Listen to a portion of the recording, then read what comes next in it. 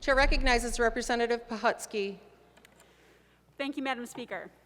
I rise today in opposition to SB1, a bill that aims to erode the ability of the Department of Health and Human Services to react to public health crises, including the COVID-19 pandemic, which has killed 15,670 Michiganders to date. My colleagues on the other side of the aisle have repeatedly asked to see the data, and this bill even specifically requires that data be provided before any emergency orders can be issued by DHHS.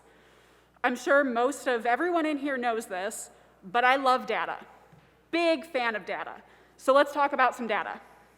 As of yesterday at 8:20 a.m., Michigan had 167 COVID-19 deaths per 100,000 residents.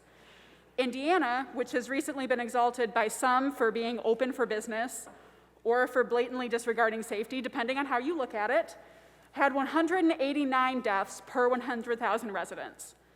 It's important to note that Indiana's population is also smaller than Michigan's by just over 3 million people. In fact, there were 19 states with higher death tolls than Michigan, with 16 of them having lower populations. This data came from Becker's Hospital Review, which has a reputation for being one of the most trustworthy and reliable sources for data research on healthcare delivery.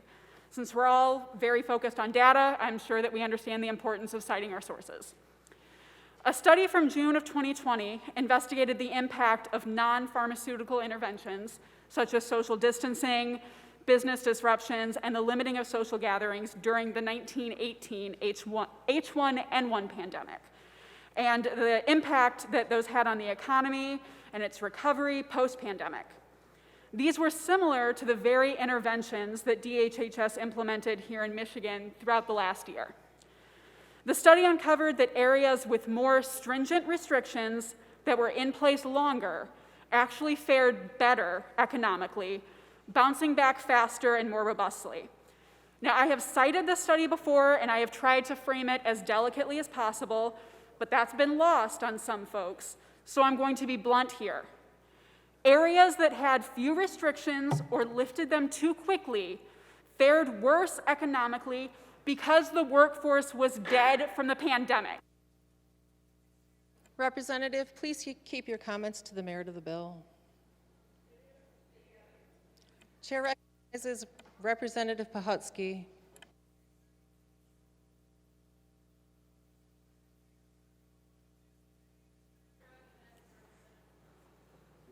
Thank you, Madam Speaker. Basically, there were not enough people to return to their jobs to help the economy recover. I fully support letting the data guide our decisions when it comes to this pandemic, but I also support trusting public health experts who are significantly more qualified than anyone in this chamber to guide us through crises such as the one we've been navigating for the last year. SB1 will do nothing more than allow the health of Michiganders to become a pawn in a partisan game and prevent the department from extending emergency orders to keep Michiganders safe, and that is wholly unacceptable. We have seen what happens when we value dollars over human lives, and that is precisely what this legislation would set us up to do. I urge my colleagues to vote no on SB1.